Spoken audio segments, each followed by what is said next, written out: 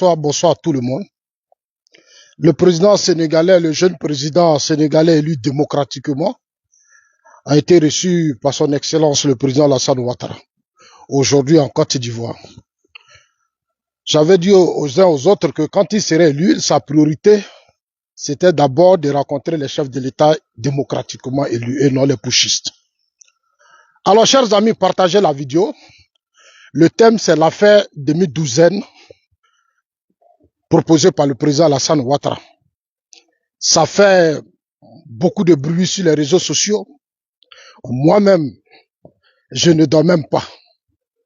Je ne dors même pas des messages, je reçois tellement de messages. 2025, c'est dans moins de 18 mois. Voilà. Chers amis, partagez cette vidéo à tout le monde. Faites de sorte que les uns les autres, que ce soit nos cadres, tout le monde reçoive cette vidéo. Je compte vraiment sur vous. J'ai toujours dit aux uns aux autres que la politique, là, c'est un choix. Voilà, c'est un choix. C'est du volontarisme. Ça veut dire que c'est des choses qu'on fait de soi-même. Voilà, tu es venu, tu fais, tu assumes.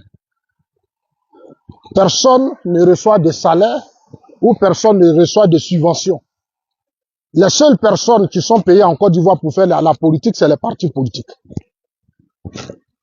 Ils sont financés avec l'argent du contribuable.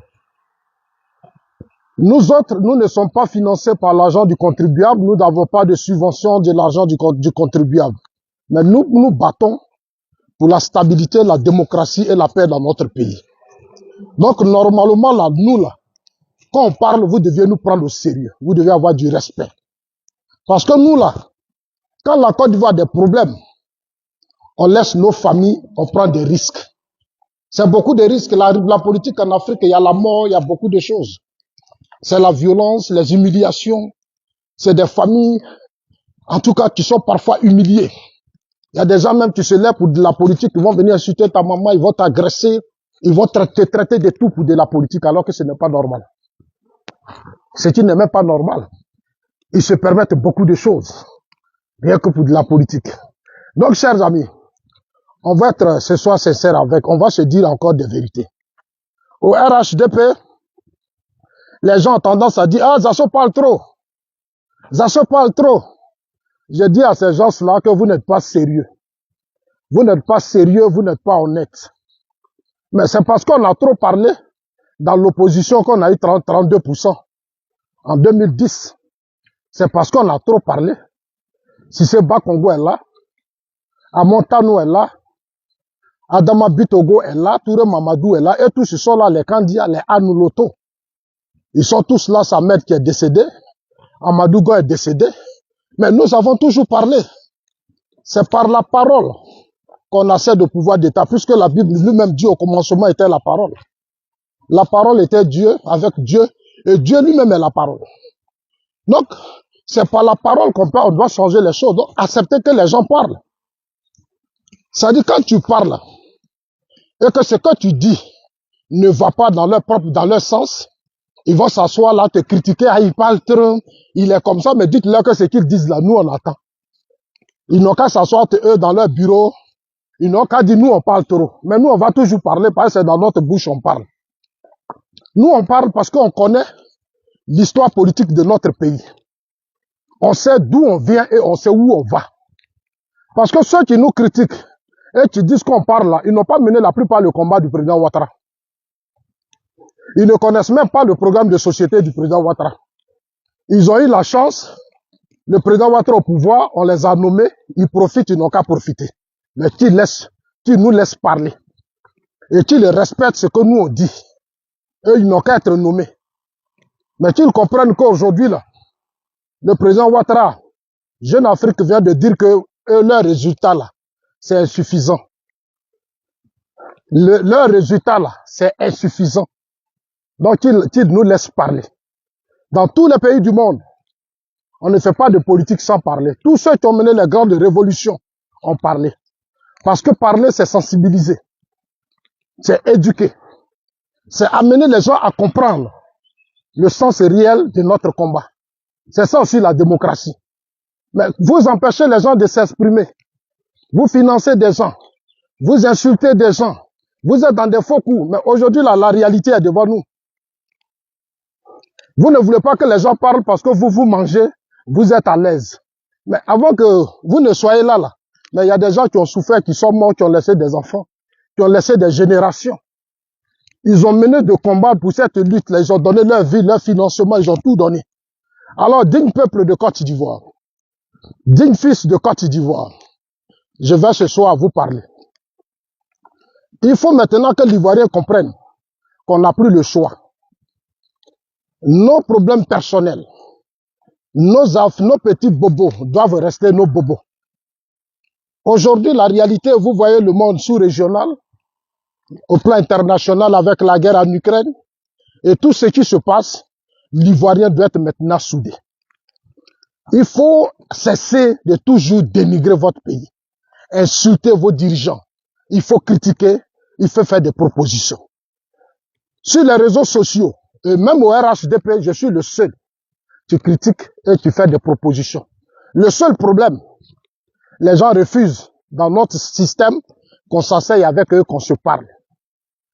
Nous, moi là, je parle parce que j'ai été ancien porte-parole du président Ouattara. J'ai été dans le combat du président Ouattara. Je connais l'histoire du RDR. Je sais ce qui s'est passé parce que j'ai été avec des aînés. Aujourd'hui, ces aînés-là, nombreux sont vivants. Nombreux sont aujourd'hui vivants. Chers amis, cette page est tellement restreinte. Donc, partagez parce qu'après ça, je vais amener ça sur TikTok. Voilà. Envoyez ça à tout le monde dans les inbox, Messenger et tout ça. Les gens parlent de la demi-douzaine du président Alassane Ouattara. Oui, j'ai fait partie de ceux. Quand certaines personnes se sont levées pour dire que le président Ouattara sera candidat en 2025, je n'ai fait que rappeler au cadre du RHDP qu'en 2020, voilà ce que le président Ouattara avait dit. Je n'ai pas été compris. J'ai été insulté, j'ai été traité de tout, j'ai été même menacé. J'ai été menacé. Alors que c'était juste un rappel pour dire, voilà la vision de notre père à nous tous. Mais comme on est des systèmes où des gens sont sectaires, tribalistes, communautaristes, ils ne comprennent pas véritablement le combat du président Ouattara.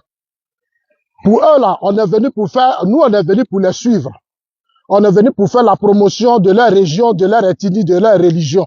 Mais nous on n'est pas dans ça. Nous on a combattu Gbagbo. Et je dis toujours aux gens, quand Gbagbo était au pouvoir, moi j'ai combattu Gbagbo. Donc les histoires de religion et ethnie là, moi ça ne m'intéresse pas parce que ça n'a rien à voir avec la politique. Je vis dans un pays qu'on appelle la Suisse. Depuis que je suis arrivé là, je m'efforce toujours à participer aux réunions politiques des grands partis politiques ici. Moi-même, on me fait rentrer dans des salles où eux-mêmes ils ont leurs propres réunions pour écouter, pour voir. Chers amis, quand les Blancs partis font leurs réunions politiques, je vois des jeunes qui prennent la parole. Mais c'est des jeunes stables. Ils sont économiquement stables parce que ici, leur système politique font de sorte que le jeune là, après 19 ans, tu as fini ta formation, tu as fini ton travail, tu as tout fini, tu dois avoir du boulot. Tu dois avoir du boulot dans tous les secteurs. Donc eux là, ce sont des gros financiers, c'est des hommes d'affaires. Ils sont solidaires. Les hommes d'affaires des partis politiques ici aident la jeunesse. Donc quand je parle, c'est parce que je suis dans des pays où je vois des choses. Donc ce que je vois là, c'est ce que moi je dis. Ce que moi, Zanso, je vois, c'est ce que je dis. Je ne peux pas continuer de persister dans ces mentalités dans lesquelles vous êtes et les sociétés n'avancent pas. Moi, je ne suis pas dedans. Quand on vient en Europe, c'est un avantage. L'Europe, là, c'est un avantage. Parce que ici, les gens menés ont connu la Première Guerre mondiale, ont connu la Deuxième Guerre mondiale. Mais aujourd'hui, ils ont mis en place des structures fortes. Leur système politique, les institutions sont fortes. C'est pour ça qu'ici, là, tu peux pas insulter quelqu'un, tu peux pas agresser quelqu'un. Tu peux pas te permettre n'importe quoi. Est-ce que vous comprenez? Partagez la vidéo parce que tu vas continuer. Les gens commencent. Alors, revenons maintenant sur cette affaire. Comme je le dis, le président Ouattara, faire ce qu'il peut faire. Le président Ouattara a dit, quand il a pris le pouvoir, il a dit, je vais confier le pouvoir à la nouvelle génération. Il a matérialisé cela en acte en choisissant Madougon. Moi, j'étais en Suisse et je dis toujours aux gens, j'étais en Suisse quand le président Ouattara a parlé de cette affaire de nouvelle génération. J'ai vu les communications. J'ai appelé certains cadres du RHDP qui sont mes aînés parce que j'ai été au RDA avec eux. Nombreux mois, nous nous sommes réconciliés, on n'a pas de problème. Donc, j'ai appelé les aînés. Ça fait depuis 2013 que j'ai repris la bataille. J'ai repris mon combat au sein du RHDP. J'ai appelé des aînés et je leur ai demandé. Le président Ouattara veut vous donner le pouvoir. Est-ce que vous êtes prêts? On sort d'une longue crise politique. Félix Houphouët-Boigny est décédé, il a fait beaucoup d'erreurs. Après son décès, ces erreurs ont fait qu'aujourd'hui, il a travaillé, mais il a fait beaucoup d'erreurs. Il n'a pas construit l'avenir, c'est-à-dire concernant son parti, parce que l'avenir d'un pays, c'est sur la base, non seulement les institutions, mais c'est les partis politiques. Dans chaque parti politique, il faut préparer l'avenir. Donc, qu'est-ce qui se passe?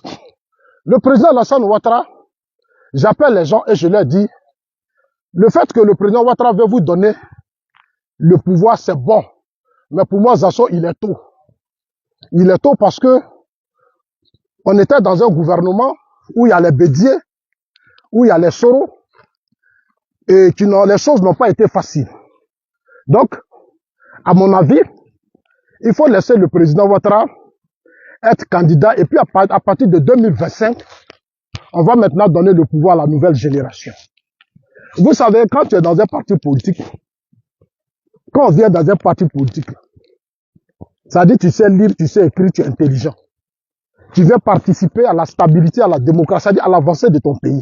C'est-à-dire tu veux mettre ton intelligence au service de ton pays. On ne vient pas dans un parti politique pour être comme un mouton, venir insulter, dire du n'importe quoi. Je dis ça toujours aux gens. Moi, je vis dans le pays des Blancs. Je vois comment les enfants mènent les débats politiques devant les aînés. Ici, là, les aînés ne peuvent pas se retrouver et puis prendre des décisions sans consulter les jeunes. Parce que les jeunes aujourd'hui sont le poids économique quand il y a les élections, et le poids dans les élections. Donc, on donne des places importantes à cette génération de s'exprimer. Au RHDP aujourd'hui, là, on ne peut pas s'exprimer. Ils ont verrouillé le système. Ils ont organisé un groupe d'individus. C'est quand ils finissent là, c'est fini, on n'a rien à dire. Mais aujourd'hui, les résultats sont là. Le président de la République, le président Alassane Ouattara, quand j'ai parlé de ça à certains cadres, ils ont dit non, Zasso, il faut laisser ces cadres. J'ai dit non. On sort d'une crise politique de 2010 où il y a eu assez de morts, il y a eu tellement de choses. Bonsoir, cher ami, vous allez bien? Oui, ça va, ça va. Alors, qu'est-ce que je lui dis? J'ai dit aux uns et aux autres, laissez le président Ouattara jusqu'en 2025. Vous donnez le pouvoir là. D'abord, vous êtes encore divisé parce que vous ne vous attendez pas, il y a trop de problèmes. Il aura le temps de vous préparer. Mes chers amis, beaucoup ne m'ont pas écouté, j'ai fait même des vidéos, j'ai encore mes vidéos. J'étais là quand il y a eu à l'hôtel Ivoire, le président Ouattara a acté sa décision de donner le pouvoir à la nouvelle génération. Ils étaient tous dans la salle, ils ont applaudi, ils étaient contents. Moi, j'ai vu des gens même pleurer. J'ai vu des gens pleurer. Alors, je suis un peu surpris à chaque fois quand je parle, voir des gens qui s'excitent. Non. Moi, je suis un homme sincère, je suis honnête. Moi, je suis ivoirien. Je ne dois à personne et personne ne me doit. La Côte d'Ivoire, c'est notre héritage. C'est notre héritage, c'est le travail de nos ancêtres, de nos parents. Chacun se bat pour payer des impôts dans son pays. Personne n'a envoyé son ami dans la politique. Quand tu viens là, tu viens à toute honnêteté. Donc, je ne sais pas pourquoi les gens s'embrouillent. Et puis, acceptez qu'on vous dise ce que vous n'avez pas envie d'entendre. Personne n'est vos enfants, nous sommes des adultes. Acceptez que le débat s'organise. Acceptez que le débat ait lieu. Parce que c'est le débat seul qui rend les partis politiques forts. Dans un parti politique où il n'y a pas de débat, où les gens ne peuvent pas se parler, n'est pas un parti politique. Ça devient des clubs, ça devient des réseaux de sorciers. Et ces sorciers-là n'apportent rien. Et c'est ce que nous vivons à chaque fois. Chers amis, le président votre a acté cela. Il leur a dit, il a proposé à Amadou Gon. Mais la proposition d'Amadou Gon a créé beaucoup de palabres. Il y a eu beaucoup de palabres. Et certains cadres même sont partis. J'ai dit qu'on est restreint, hein. Ça je vous ai déjà dit ça. Certains cadres même sont fâchés, ils sont partis parce que pour eux, il n'y a pas eu de débat. Le débat, c'est quoi? Nous sommes dans des partis politiques où quand même il y a des instances pour décider de certaines choses. Il faut organiser les congrès, il faut organiser les conventions, il faut permettre aux uns aux autres qui ont des ambitions de venir sur un espace, ouvrir le débat. Si on t'a vaincu, tu viens, on dit bon, c'est un congrès, chacun vient convaincre les militants. Chacun vient convaincre les uns les autres avec des arguments, des programmes, des projets. Quand là, on t'a battu, là, tu n'as plus de problème. C'est ce que les Blancs font. Les Blancs, là, quand on veut faire comme les Blancs, là, faisons comme les Blancs. C'est ce que les Blancs font. Ils organisent des primaires, ils organisent des espaces. On dit, bon, toi, tu veux être président, l'autre dit oui. Toi, tu as des ambitions, l'autre dit oui. On demande à l'autre, est-ce que tu as des ambitions? Il dit oui. On dit, bon, venez. Allez, venez, vous tous, venez à un congrès, déposez vos dossiers, venez, venez. Et puis le débat, il y a le débat. Déjà, le système où on frustre les gens, le système où on impose là, ça ne va jamais vous apporter la stabilité. Et pendant les élections même, ça devient des trahisons. Ça devient des trahisons parce que ceux même que vous frustrez là, ils peuvent devenir des ennemis même au cœur de votre propre système. Donc, ce qu'il est toujours intéressant de faire, c'est de libérer les choses. Vous qui voulez être candidat, venez déposer vos dossiers, allez devant, et puis on organise des espaces, et puis chacun argumente, on les laisse parcourir les villes, les choses, et puis aller vers les militants. Ça, ce sont des bases de démocratie. Quand j'explique aux gens, on dit non, c'est pas normal, mais attends, les Macron l'ont fait, les Patrice Talon là, ils se sont assumés, mais dans nos États là, tout de suite, on est un parti politique, je donne un exemple, moi je suis au RHDP. En 2000, ouais, d'abord, avant le RHDP, je reviens un peu sur le cas Gbagbo. En 2010, au FPI, il y a des gens qui ne voulaient pas que Gbagbo soit candidat. Les gens voulaient que Gbagbo propose la fille Guessan et autres. Mais cela n'a pas été accepté. Un groupe s'est levé, d'autres ont dit non, puisque Gbagbo a gouverné pendant 10 ans. Pour mieux faire et respecter leur combat depuis Félix Houphouët-Boigny. Tout ce qu'ils ont dit, il faut que Gbagbo doit se retirer et puis proposer d'autres personnes en 2010. Mais Gbagbo, il y a un groupe qui s'est levé, ils ont dit ils ne veulent pas. Ils ont dit ils ne veulent pas. Ils ont dit ils ne veulent pas. Non, ils ont imposé leur système. Mais Gbagbo a été battu. Il a été battu parce que, tu sais, quand vous allez aux élections, il y a des points importants dans tout ce débat. C'est la stabilité. Gbagbo a été au pouvoir, est-ce qu'il a protégé le pays? Gbagbo n'a pas protégé le pays. Il faut amener Gbagbo à un congrès, il est candidat naturel. Il faut le mettre là, d'autres n'ont qu'à venir. Et puis ils vont débattre, on va dire Gbagbo, sur ce point-là, tu as fait ça, tu as fait ça, tu as fait ça. Ici, là, tu n'as pas fait ça, il n'a pas fait ça. Moi, quand je vais venir, je vais faire ça. Il faut que les militants s'habituent à ça. C'est ce qui se passe chez les Blancs ici. Les militants doivent s'habituer à ça. Mais quand les militants eux-mêmes se comportent comme des illettrés, dans des pays où les gens sont illettrés, on les associe pas à des grands débats.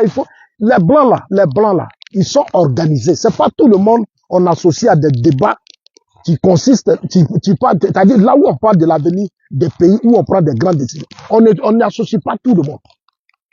On n'associe pas tout le monde. Il faut laisser des gens qui ont des réflexions, des gens qui cherchent, qui font des recherches. C'est avec cela, il faut débattre pour l'avenir d'un pays. Sous Gbagbo, on l'a vu. Sous Gbagbo, là, on l'a vu. Il y a des gens, et moi j'étais d'accord avec certaines personnes qui disaient au FPI, il faut ouvrir le débat. Il faut organiser les gens ont formé un bloc. Mais quand ils sont allés aux élections, là, qui a fragilisé Gbagbo? Il y avait tellement de palabres, l'autre dit, on m'a pas laissé m'exprimer, les gens m'ont humilié, les gens m'ont fait ceci, les gens m'ont fait cela. Donc moi, et eux là, ils sont passés par en bas, ils ont déstabilisé Gbagbo. Premier tour, Gbagbo a eu 36%. C'est ça qui est la vérité. Au RHDP, moi, Zasso, quand je parle, je ne fais que donner des conseils. Parce que j'étais à des moments importants de l'histoire de ce parti. Je peux faire comme les cyberactivistes, je peux devenir cyberactiviste. Moi, je peux devenir cyberactiviste. Je suis dans des pays où je sais ce qu'on appelle cyberactiviste. Si moi, je suis cyberactiviste, je peux mener le combat des pushistes de la sous-région, je peux aller au Mali, au Burkina, partout, comme les autres le font. Tu vas me calmer, personne. Si c'est l'argent que je cherche là, je peux monnayer mon talent mes connaissances, je peux monnayer cela. Et j'ai eu tellement de propositions. Il y a des gens qui m'appellent pour dire, mes assos, RHDP, l'agence, les gens n'ont rien à faire avec toi, ils se foutent de toi, ils disent tu es Boussoumani, ils disent tu es ceci, ils disent tu es cela. Mais moi, j'écoute, c'est parce que moi, je sais que les gens, ils sont pas intelligents. Ils sont limités. Donc, quand ils parlent, moi, je les écoute, mais je ris. Ils ne savent pas. Moi, je ris parce que moi, là, ce que les gens ne savent pas, moi, j'aime mon pays. J'aime mon pays. Et la chance, ça dit, quand il y a eu des crises politiques, Dieu m'a permis, Dieu m'a protégé avec ma famille. Je suis sorti, des gens sont morts. Je dois me battre pour ne plus que les choses se répètent dans mon pays. Ces gens qui sont morts à cause de l'incapacité notoire du régime FPI, qui a laissé Soro Diom et ses amis bloquer le pays pendant 8 ans, tu n'as pas désarmé, on allait à une élection où le FPI même, en complicité avec Soro, ont tué des Ivoiriens jusqu'à on arrivait jusqu'à 3 000 et 11 000 morts. Mais quand moi, Zasso, je sors là, j'étais à Abidjan, quand il y a eu la crise politique. Tout le monde est sorti, je suis rentré à Abidjan. J'étais resté à Abidjan. Moi, je suis sorti d'Abidjan 2 semaines, 3 semaines après l'arrestation de Gbagbo. Mais est-ce que les gens savent comment Zasso est sorti? Mais c'est tout ça là, c'est tous ces choses-là, il faut connaître.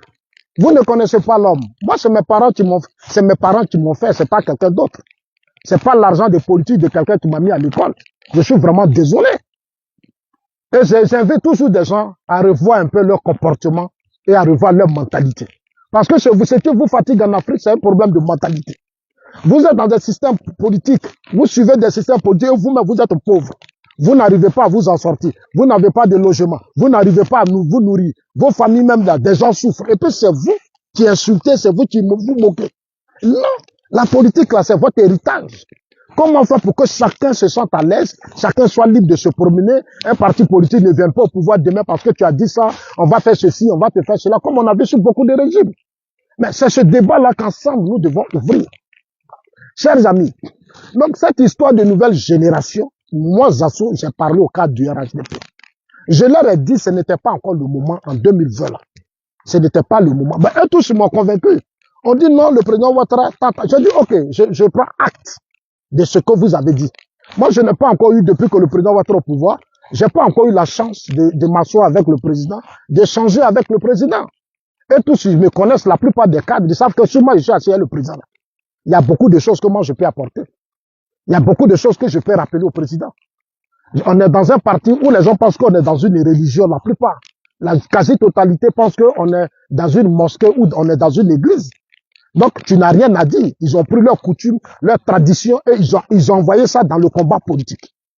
Quand tu poses des problèmes, c'est eux qui vont s'énerver. Ah, il est comme ça, il est ceci, il est cela, il n'est pas sérieux, il n'est pas honnête. Quand je les regarde, je suis triste.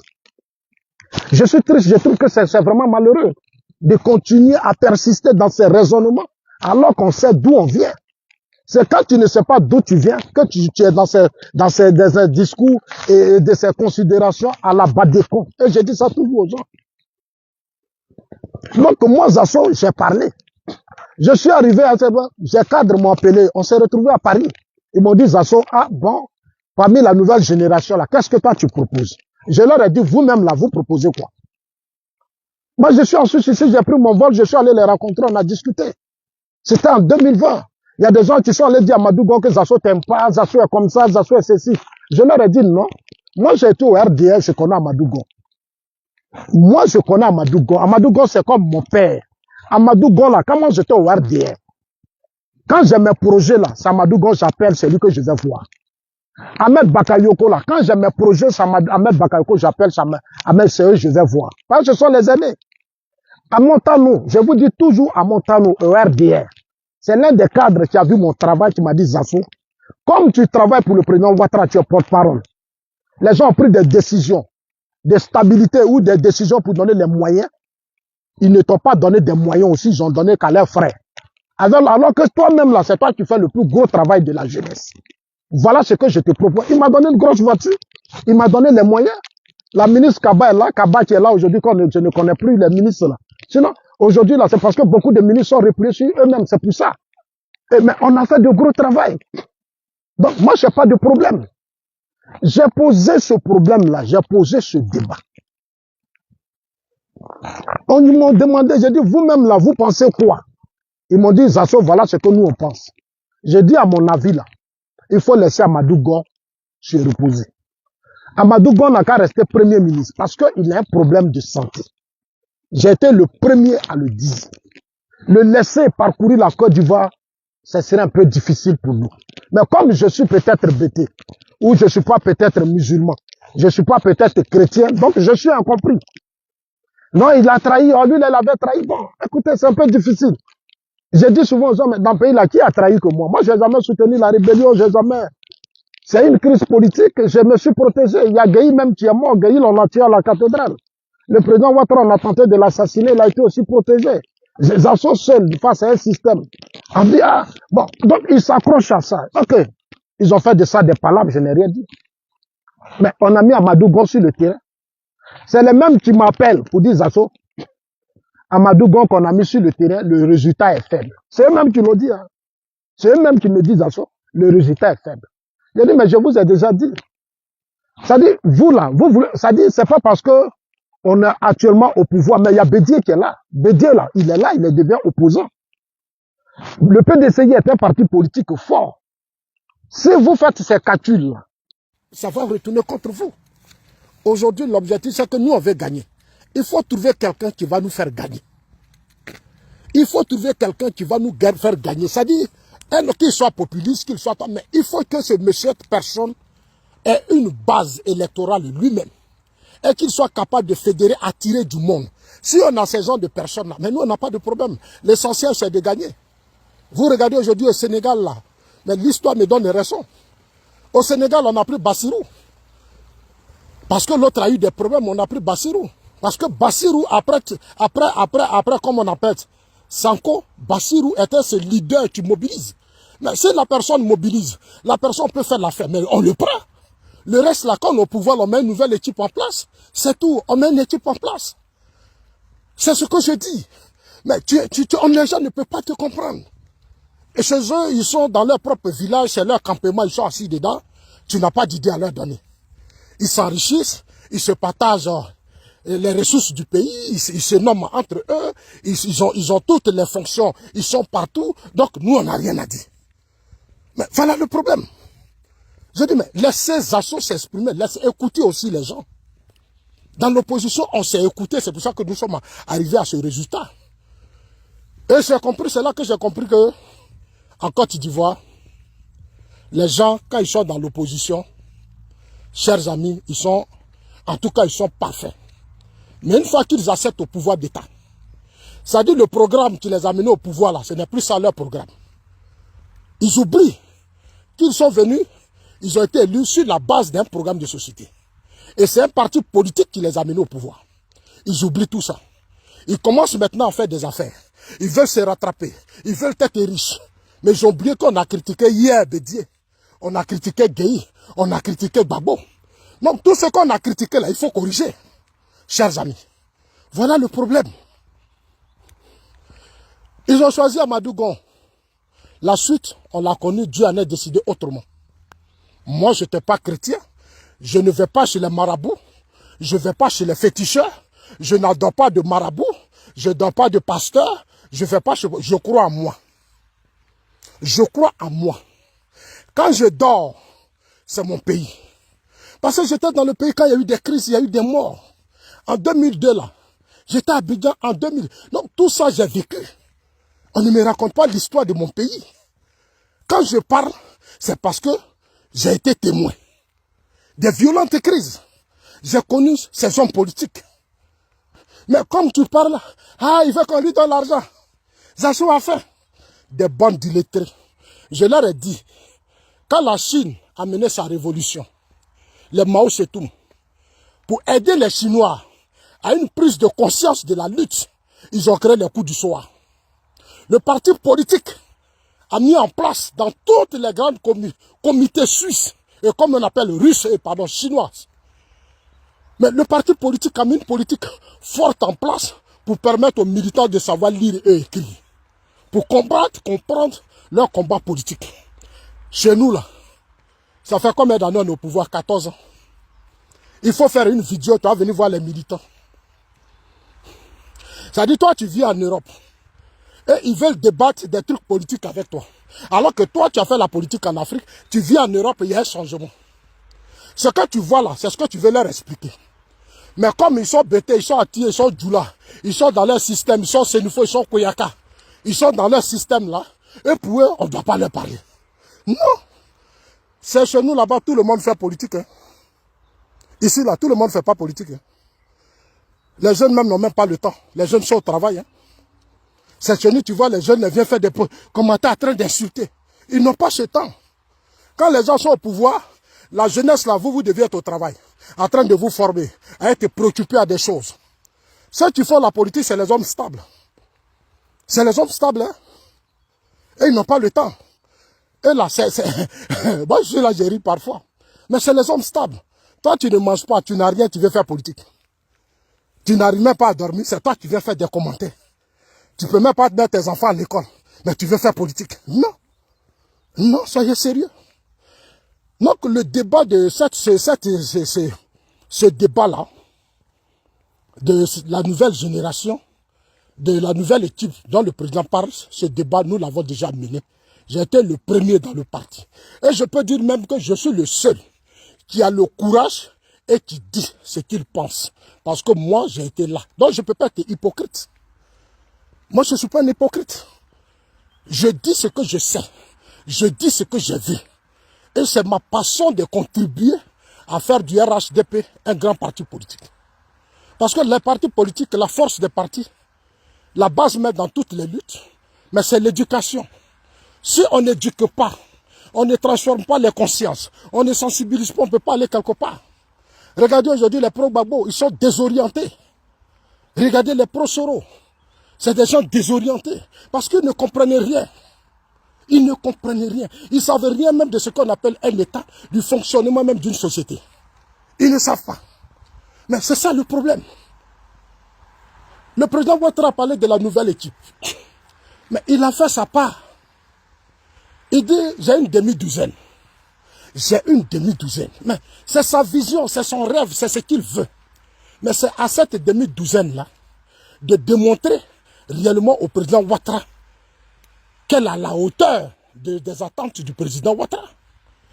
Elle est à la hauteur des attentes des Ivoiriens. Il dit, j'ai une équipe. Mais il a étudié, il a des cadres. Il a des cadres, il a des hommes. Pendant combien d'années, 30 ans, tu étais avec lui, tu as mené la lutte avec lui. D'autres même 20 ans, 25 ans. Mais ce sont des hommes compétents. Ce sont des hommes compétents. Ce n'est pas parce qu'ils ne peuvent pas affronter Thiam. Non, moi je vous dis la vérité aujourd'hui sur cette affaire. J'ai fait ce petit tour pour vous dire cette vérité. Parce que tout le monde m'attaque, tout le monde m'appelle, les gens me fatiguent. Quand mon téléphone là, je charge ça plusieurs fois par jour. Je charge ça plusieurs fois par jour parce que c'est un téléphone que j'ai payé cher. C'est pour ça. Sinon, j'ai perdu assez de téléphones à cause de ces débats politiques. J'ai perdu assez de téléphones. J'ai été agressé à l'université, les gens sont allés dire, ah, Zasso voulait faire campagne d'Ahmed. Alors que c'est un grand frère qui m'avait appelé, le président de l'université, pour dire, Zasso, viens me saluer. Mais les ennemis ont pris de ça parce que, oui, Zasso, c'est un pro-Ahmed Bakayoko. Comme ici, ils étaient ennemis d'Ahmed. Ahmed a trop fait pour le système RHDP, je ne serai jamais ingrat vis-à-vis de lui, même dans sa tombe. Donc, chers amis, voilà le problème. Le président dit, j'ai une demi-douzaine. Mais c'est à eux là, c'est à cette demi-douzaine de démontrer réellement au président Ouattara qu'elle peut. Qu'elle peut. Mais le vrai problème qu'on a au RHDP, et qui me déçoit, sincèrement, qui me déçoit, mais parfois quand je m'assois, je me dis, on est des humains, on peut aussi se réveiller. Parce que ce pouvoir-là, si on l'a perdu, là, c'est toute la Côte d'Ivoire qui va s'écrouler.